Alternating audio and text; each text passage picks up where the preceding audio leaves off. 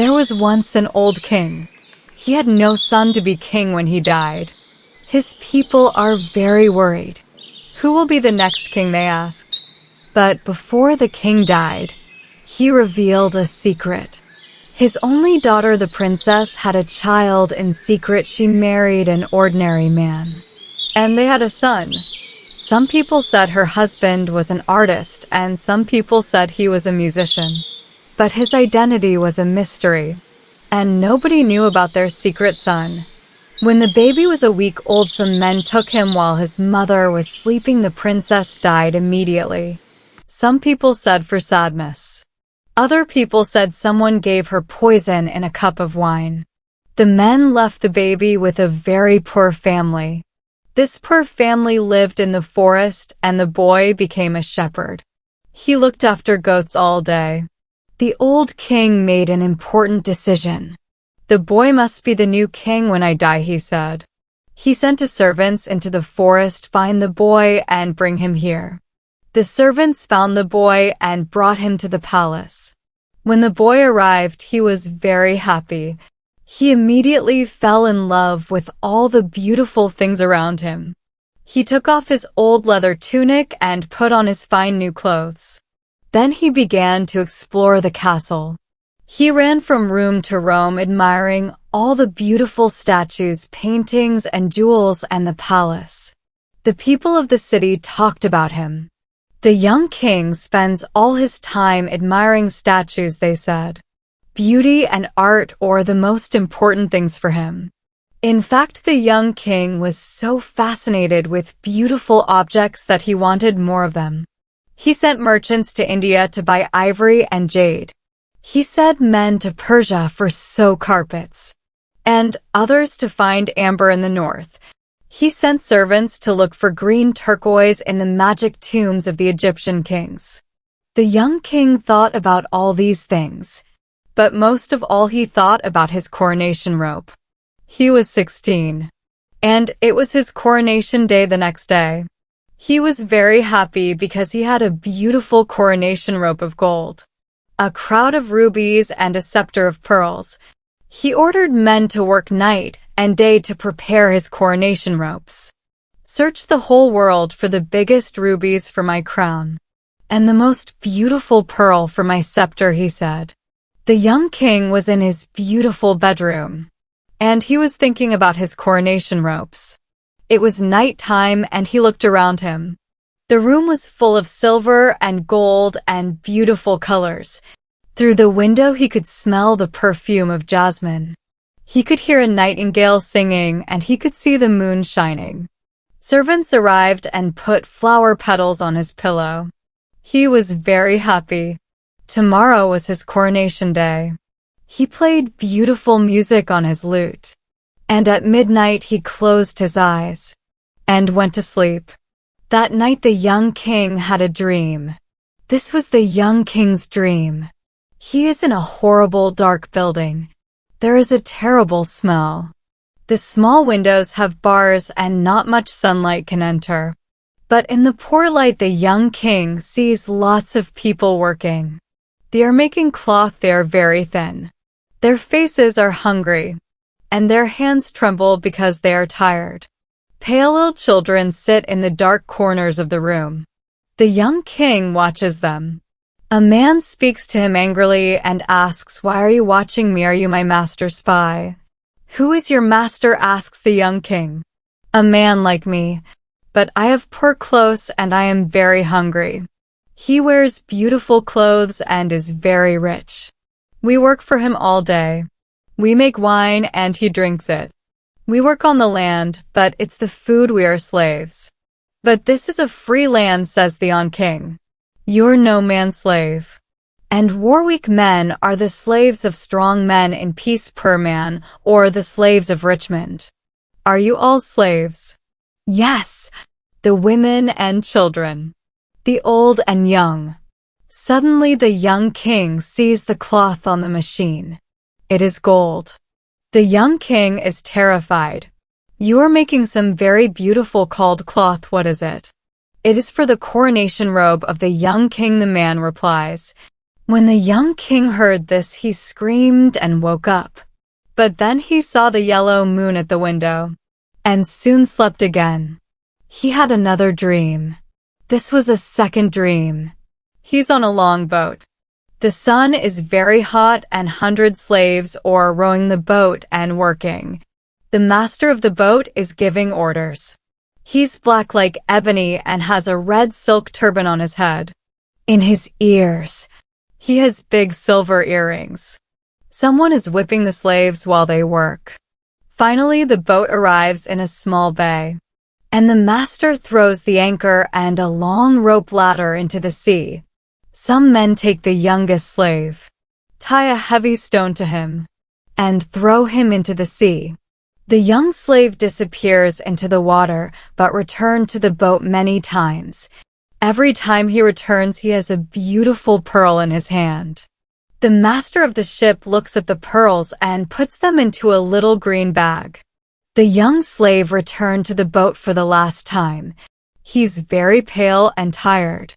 In his hand he has a very beautiful pearl. The pearl is round and white like the boot. But the young slave's ears and nose are full of blood. He falls and dies, but the master of the boat laughs. He takes the pearl from the young slave's hand, and the other slaves throw his dead body into the sea. This pearl is for the scepter of the young king, he says. When the young king heard this, he screamed and woke up, but he saw the stars at the window, and soon slept again. This was his third and last dream. He's in a tropical forest. It is full of strange fruit and beautiful poisonous flowers. There are snakes in the grass, parrots in the trees, and monkeys and peacocks all around. The young king sees lots of men working in a dry river. They're digging the ground and cutting big rocks and stones. Death and Avarice are in a dark cavern. They're also watching the man. Death says to Address, "Give me 1/3 of your men." But Avarice refuses. "No. They are my servants," she says. Death is very angry when he hears this. He sends Malaria to kill 1/3 of the men. "What have you got in your hand?" tasks. 3 grains of corn. "But why are you interested?" she asks. Death says, "Give me 1 grain of corn to plant in my garden." But Avarice replies, "No, it is my corn." And she hides the corn in her pocket. Again, Death is very angry when he hears this and causes fever. Fever comes in a red robe like fire. He touches 1/3 of the men and kills them. "Now give me a grain of corn for my garden," says Death. "No, never," replace Avarice. Death is extremely angry and causes plague. Plague arrives from the sky flying like a bird and kills the rest of the men. Ever screams and runs into the forest. Death takes his red horse and rides away fast like the wind. And then dragons and terrible monsters come out of the rivers and the valleys. The young king cries and says, "Who were those men? What were they doing?" "They were looking for rubies for a king's crown," replies a voice behind him. The young king turns and sees a man in white. This man has a mirror in his hand. "Which king?" he asks. "Look in this mirror and you will see the king," replies the man in white. He sees his face in the mirror, screams, and wakes up. He sees the sun shining at his window. It is his coronation day. A servant arrived with the coronation clothes. They were extremely beautiful. But the young king remembered his dreams. "Take these clothes away. I don't want to wear them," he said. "Is this a joke, your majesty?" asked the servant, but the young king told him about his dreams. "In my robe there are sadness and pain, in the rubies there is blood, and in the pearl there is death," he said. The servant replied, "Please forget your dreams. Put on the robe and the crown. The people will not recognize a king without a crown and a scepter." But the young king put on his old tunic from the forest and took his shepherd's staff. "I arrived in the palace with these clothes. And I believe the palace with these clothes," he said. "Now I am ready for my coronation." A servant asked him, "Where is your crown?" And he took a briar of thorns from his balcony. "This will be my crown," he replied. The young king rode his horse to the cathedral. The people laughed when they saw him. "This is not the king, but the king's servant," they said. He explained his dreams, but one man was angry and said, "Do you not know that rich people give poor people work? It is difficult to work for hard master, but it is more difficult to work for no master. Please return to the palace and put on your coronation robes." "The rich and the poor are brothers," he replied. But the people laughed again. He arrived at the great door of the cathedral, but the soldiers stopped him. "What do you want?" "Only the king can enter by the store." "I am the king," he replied. The bishop saw him and asked, "Where's your crown? Where's your scepter?" The young king told the bishop of his dreams, but the bishop answered, "Listen to me. I am an old man. There are many bad things in the world, but you cannot change them all. There are thieves and pirates and beggars, but you can't make these things disappear. They are too much for one person. Go back to the palace and put on your coronation clothes." But the young king passed the bishop and entered the cathedral. He went to the altar and looked at the image of Christ. He saw the light, the candles, and the smoke of the incense. Suddenly a crowd of people ran into the cathedral. They had swords and were very angry. "Where is this king dressed in beggar's clothes?" they cried.